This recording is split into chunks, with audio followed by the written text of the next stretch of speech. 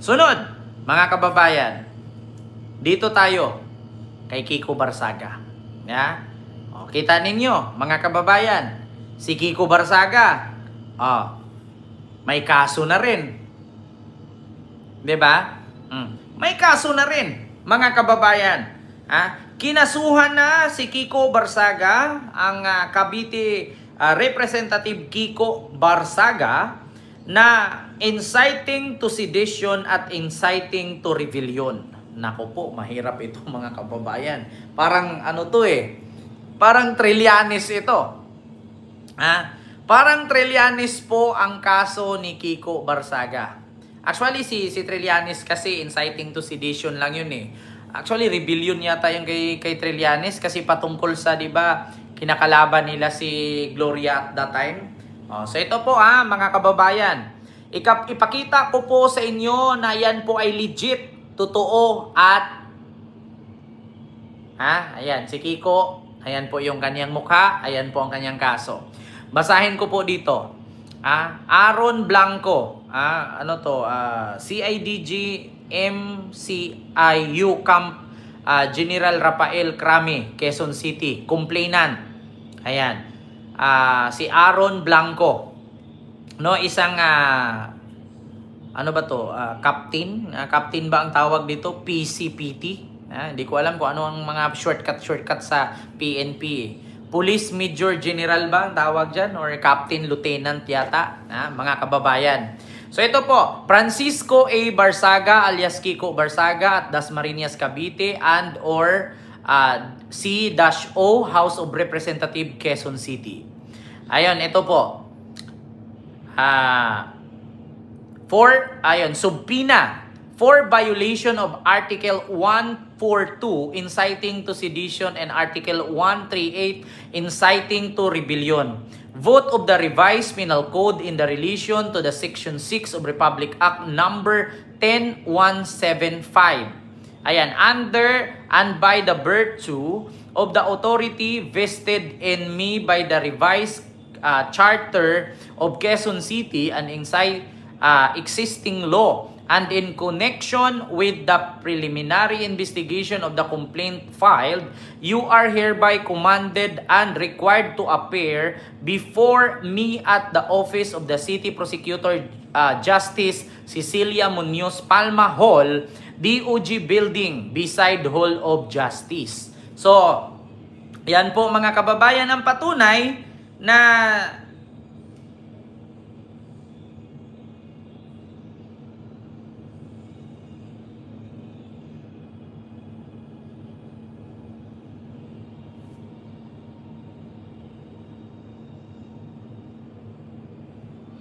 yan po ang patunay mga kababayan.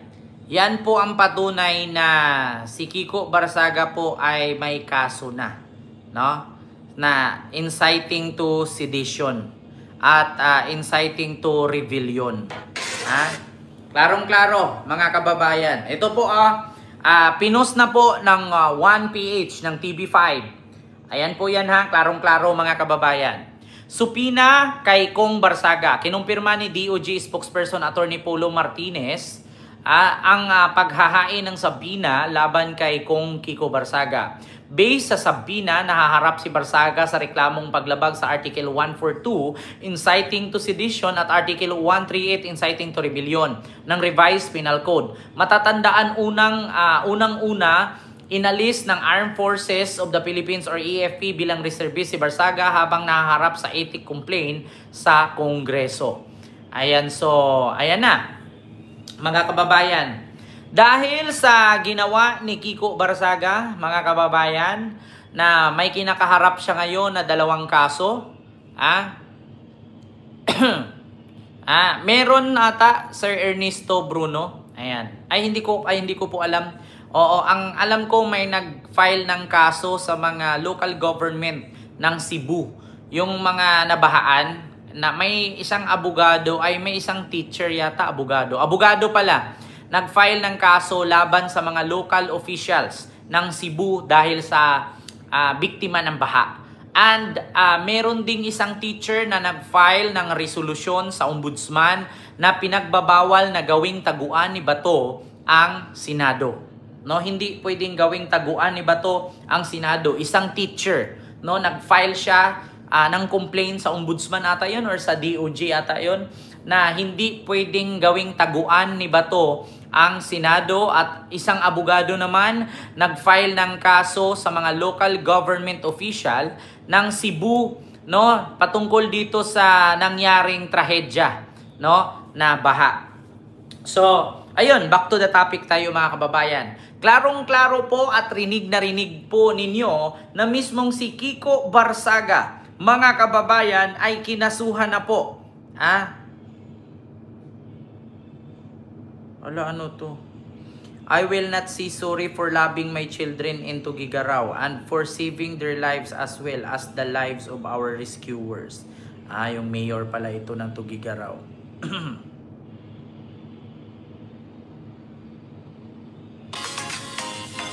Ayan. Ito pa, mga kababayan. Bukod, mamaya balikan natin yang si Kiko Barsaga, no? So, nag-antay lang ako sa video na isend sa akin patungkol sa balita nga mismo kasi mga post lang kailangan may salita, naririnig ninyo. So, ito po, kakapasok lang mga kababayan, 23 minutes lang, GMA News. Ayan, si President Bongbong Marcos appoint Charlito Martin Mendoza as Commissioner of Bureau of Internal Revenue or BIR, replacing Romeo Lumagi Jr. So sa madaling salita mga kababayan, abangan po natin ang BIR. Abangan po natin. So ibig sabihin, tapos na, nakasuhan na siguro lahat. Itong, mga kababayan, nakasuhan na siguro lahat. Itong nasa flood control scandal, no? Siguro yung mga sangkot, mga dawit at yung mga tumanggap ng kickback ay siguro na-file na siguro ng mga kaso at tumatakbo na. So kumpleto na siguro. Ngayon si PBBM ay nag-umpisa na sa BIR. Nako po, mga kababayan, sabi ko nga sa inyo sabi ko sa inyo, ang pinakamaraming korupsyon sa ating bansa, DPWH, BIR, Immigration, Bureau of Customs at ano pang isa, COA. Yang 5 ahensya ng gobyerno na yan, dapat isa-isahin ni Pangulong Bongbong Marcos yan. DPWH, pilay na. Dito tayo sa BIR, pangalawang pipilayan ni PBBM yan, mark my word. Pangatlo, ang Bureau of Customs, pang-4 ang COA, pang-5 ang Immigration. Ngayon mga kababayan, ito po, kakapasok lang na balita, GMA News. Mismo, President Bongbong Marcos appoints Charlito Martin Mendoza as Commissioner of the Bureau of Internal Revenue or BIR, replacing Romeo Lumagi. So, ano nga bang ibig sabihin mga kababayan na kung bakit pinalitan ni PBBM si Romeo Lumagi? Hindi ba kaya marami ding sabit sa BIR? Hindi ba kaya marami din maanumalyang kwento o mga misteryong multo? Hindi ba kaya maraming multong resibo sa BIR, mga kababayan? Hindi ba kaya maraming multo na nag-apila? No? Meron pa nga nakita ako na isang babae na pumunta ng BIR, pinaiyak. Pinaiyak ng isang worker ng BIR. Hindi ko alam kung taytay ata yun, tanay ata yun. Mga kababayan, ano ba yun? Tanay ba yun? Yung pinaiyak? Yan, make my day, bato. Ken, PBBM tayo, solid. Di ba? Ayan na nga, mga kababayan. Klarong-klaro kakapasok lang mga kababayan. Ito na, si PBBM gumalaw na naman. Kailan kaya ang sunod na SONA ni PBBM? Mga kababayan, naku po, eto na nga.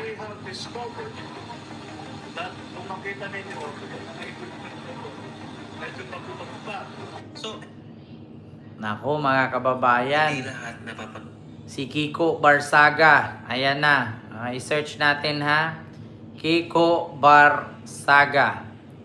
may kaso na. Patay kang bata ka. Naku po, mga kababayan. Breaking news tayo. Grabe ito. Kumustahin lang natin si Kong... Ito mga kababayan, breaking news po. Congressman Kiko Barsaga or si Congressman Miao Miao ay sinampahan po ng kaso ng CIDG. Ayan na mga kababayan, dahil po sa mga kabalbalan at mga kalokohan at mga paninira po na ginagawa ni Congressman Kiko Barsaga. Ito mga kababayan, may sabpina na po siya. Ito po ipapakita ko po sa inyo. Ito na mga kababayan, talagang matutuluyan at talagang malalagot at talagang makukulong po talaga itong si Congressman Kiko Barsaga. Ayan po ang kanyang sabpina. Ayan o, ang totoong pangalan pala niya ay Francisco A. Barsaga. Ang alias niya pala ay Kiko Barsaga. Ayan mga kababayan, dahil po sa mga paninira na ginagawa at mga kabalbalan at mga kalukuhan ni Congressman Kiko Barsaga, ayan mga kababayan, makukulong na po siya mga kababayan. Grabe ka naman. Diba? Grabe ang mga kasamaan at mga paninira na ginagawa ni Congressman Kiko Barsaga sa ating gobyerno at ano ba sa yun? ating presidente Ano ng ba yun? Pilipinas na si Pangulong Bongbong Marcos. At kasama sa sinisiraan niya, walang iba kundi si dating House Speaker Martin Romualdez at si Majority Leader Sandro Marcos. Ayan mga kababayan, ano po ang masasabi nyo na makukulong at mananagot na po etong si Congressman Kiko Barsaga? Ayan mga kababayan, dahil po sa pinapakita pong ugali ni Congressman Kiko Barsaga, ayan yung mga paninira niya sa ating presidente, yung mga ginagawa niyang pagpapatalsik kay Pangulong Bongbong Marcos, may pa-people power pa siyang nalalaman, hindi naman sila magtatagumpay mga kababayan. Dahil po, yung binabaksak nila at pinapatalsik nila na si Pangulong Bongbong Marcos ay isang mabuting presidente ng Pilipinas na lahat ginagawa para sa bansa natin. Yung pagpapatalsik na ginagawa or people power na ginagawa nila ay may tunay silang hangarin, no? Kaya nila pinapatalsik si Pangulong Bongbong Marcos. Bakit? Dahil nga, gusto nilang maiupo yung kampo ng kadiliman mga kababayan. Alam nyo mga kababayan, hindi naman talaga korupsyon ang pinaglalaban ni Congressman Kiko Miao Miao o si Congressman Kiko Barsaga. Kaya niya ginagawa ang people power para magtagumpay sila na para patalsikin si Pangulong Bongbong Marcos at para ipalit po yang Vice President ng Pilipinas na si Inday Sara na wala naman po talagang nagawa sa ating bansa. Kaya mga kababayan, ano po ang masasabi nyo na talagang mananagot at makukulong na po itong si Congressman Kiko Barsaga dahil sa mga kabalbalan at kabastusan at mga kalokohan na ginagawa niya para pabaksakin ang ating gobyerno? Ano po ang masasabi nyo? Deserve ba ni Congressman Kiko Barsaga na makulong po? Kaya mga kababayan, ano po ang sa tingin nyo? Deserve po ba ni Congressman Kiko Barsaga na makulong at managot? Pero I will tell you frankly, mga kababayan. I will tell you frankly. Ayoko sabihin I will tell you the truth, ha. Prangka talaga. Alam nyo, magdadalawang isip ang gobyernong magkulong kay Kiko. Bakit?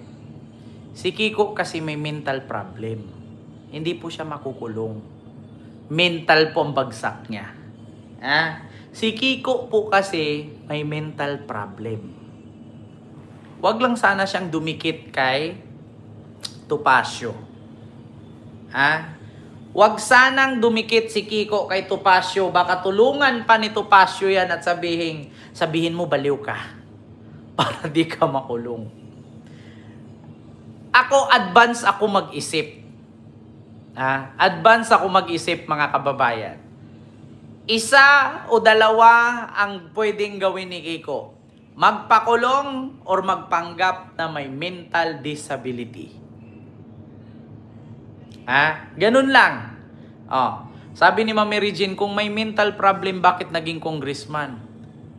Wala namang problema yun, ma'am, kung may mental problem. Meron nga naging senador, magnanakaw noon eh. Nakulong na noon, senador pa rin ngayon, di ba? Oh, alam nyo naman dito sa ating bansa, Diyos ko naman mga kababayan, wag na po tayong di ba? Gagamitin niya yan yung pagiging saltik niya. Naku, mga kababayan, Diyos ko. Si Ken, huli? Nauna to. Alam ko yung consequences ng ginawa ni Kiko. Hindi yan makukulong. Bakit? Ang gamitin niya, baliw siya eh. Lusot yan. Niwala kayo sa akin. Ha? Niwala kayo sa akin. Hindi makukulong yan. Isa lang sasabihin yan, may saltik. Diba? Yung mga nagsabi makukulong. Hindi yan makukulong. Kaya nga hindi ko ginawang thumbnail yan eh.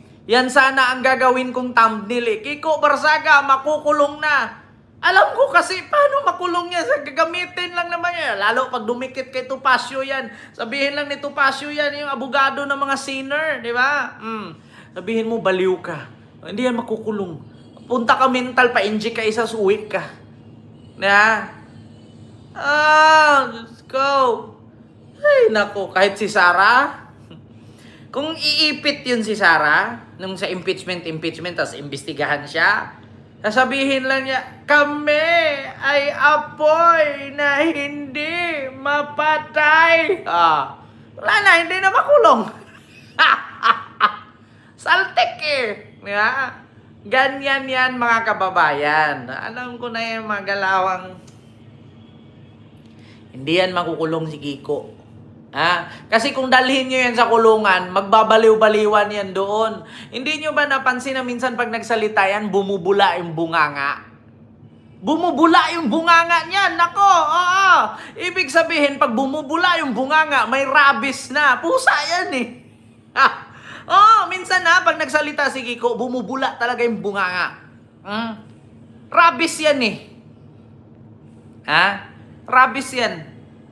Hindi siya nagka-rabies, siya ang may rabies. Kaya wag kang lumapit pag nakagat ka niyan. Bumubula yung bunganga niya minsan. Hanapan ko kayo ng... naalala nyo yung nag-rally sila doon sa Forbes Park? In-interview siya doon, bumubula yung bunganga. Nako. Hindi ko naninira ha, kay meron naman tayong Kiko Barsaga. Barsaga, bumula. Bumula ang bunganga. Tingnan nyo mga kababayan. Well, they see that if We have this... actually kilala ko si Sandro Marcos, imposibleng walang alam yan, and susunod na yan na i-investigahan natin. Speaker Martin Romualdez is corrupt. Ano ang basis mo? So kung corrupt siya dahil nagnakaw siya ng pera, hindi corrupt siya doon. Pero kung corrupt siya dahil hinayaan lang niya tayo manakawan ng pera, like dang billion, that's also a form of corruption. Kasi siya yung nasa posisyon na yun, tapos hindi niya pinigilan yung mga congressman na nagnakaw ng 100 billion. Either way, dapat siyang makulong dahil doon. Bakit Bumubula talaga mga kababayan. Alam mo, Kapag Si Kiko nagsalita si Kiko talaga, That is why I also started a call for investigation of Martin Romualdez and Zaldico, because everyone else is getting investigated. All the DPWH officials, all the small-time contractors, they're being investigated, but no one has said the name of Martin Romualdez. And the way I see it, it's a lose-lose situation for him. Because either he is complicit in the acts of corruption in Congress, the hundreds of billions that's been stolen, or he is not aware of it, which is even more dangerous. Kasi ang iniisip na tao, corrupt yan o corrupt si Speaker. Pag iniisip nila yan, delikado yan. actually mga kababayan, hindi ko lang talaga mahanap yung video na ini-interview siya. Pero the more na magsalita talaga siya, bumubula. May rabies siya. Rabies ng tao, hindi rabies ng hayop. Magaling siya magsalita, magaling siya. Actually, si Kiko is one of my, hindi ko naman siya masyadong close. Pero naging friend kami niyan sa Facebook. Mabait siya. Kung ano lang talaga, mabait siya. Para siyang, alam mo si G. Cuenca, kapag nagsalita, bumubula dito. May sakit siya kapag ganyan. Meron talaga. Kasi actually, ang background ni Kiko, mga kababayan, sa mga schools, lahat po siya ay parang nire-reject. Kasi may background si Kiko sa school na nang-aaway ng estudyante. Tapos, basta marami siyang something. Hindi ako naniniwalang makulong si Kiko. Dahil sa kasong sedition at rebellion, inciting to sedition, inciting to rebellion, hindi siya makukulong. Pwede niyang gamitin yung pagiging ansya. Yung ano siya. Di ba? Ansya. Ito mga kababayan. Sa totoo lang, hindi na po ako nagtaka kasi kadalasan naman po talaga sa mga sumuporta po sa mga Duterte ay may mga something. No, sa madaling salita, mga itok-itok, yeah? May mga tililing, yeah? Mga tingnan niyo si Harry Roque, yeah? Speaking of Harry Roque, mga kababayan, si Harry Roque ganun din, itok-itok, may something kung ano-ano pinagsasabi. Sabi ni Harry Roque, mga kababayan, yun daw mga tao or mga politician na kumakausap sa mga patay, yan daw yung patunay na nagkukokaine, nagsasyabu at nagdodroga. So, meron ako ipakita sa inyo. Totoo nga ba na talagang tama ang sinabi ni Harry Roque? Mga kababayan, ang tao daw na kumakausap sa patay ay adik, nagdodroga, nagpupulburo, nagkukokaine at kung ano daw ang sinasabi. Mga kababayan, kapag kumausap sa patay. So, pakinggan natin ito Yung mga tao na nakikipag-usap sa patay, yan ay patunay na sila ay adik, mga bangag. Dahil talaga kung pag-aaralan mo lahat ng sinasabi nila, lalong-lalo na sa coke addiction, sa cocaine addiction, talagang kabahagi dyan ang hallucination. Yung mga tao na nakikipag-usap sa patay, yan ay patunay na sila ay adik, mga bangag. Dahil talaga kung pag-aaralan mo lahat ng sinasabi nila, lalong-lalo na sa coke addiction, sa cocaine addiction, talagang kabahagi dyan ang hallucination. Yung mga tao na Kita ninyo? So, yun daw mga tao na kumakausap sa patay, yan daw yung mga adik, mga bangag, kasi daw yan mga naghahallucination. So, ibig sabihin, si Duterte pala si Digong na kumakausap doon kay Solidad. Putang ina. Ako'y natatawa. Alam nyo, sa totoo lang, tama naman talaga si Harry Roque. Kasi bakit mga kababayan? Patay na yan Yeah? Ang tao kapag namatayan, inilibing, nilagay sa pansyon, nilagay sa kabaong sinimento, huwag mo nang kausapin. Paano ka maririnig niyan? Ipatay na nga. So, ibig sabihin, baliw ka nga. Diba? Pero ang tao kapag, baka sabihin ninyo, bakit Ken, ikaw nagdasal, sabi mo sa Panginoon, ang Panginoon buhay. Diba? Ang Panginoon ay buhay. Sumanib lang siya sa katawan ni Jesucristo kasi ang Panginoon ay walang dugo, walang laman. Espiritu Santo lamang. Diba? Kaya anytime, kahit tumai ka, umihi ka, natulog ka, pwede kang humiling sa Panginoon. Kasi ang Panginoon ay buhay na buhay. Walang hanggang kamatayan or infinity. Maliban na lang sa katawang tao, kapag namatay, inilibing, tapos kinakausap mo, ay baliw ka talaga. Diba? Maliban na lang kung kausapin mo yung espiritu niya, pero yung kausapin mo yung katawan niya,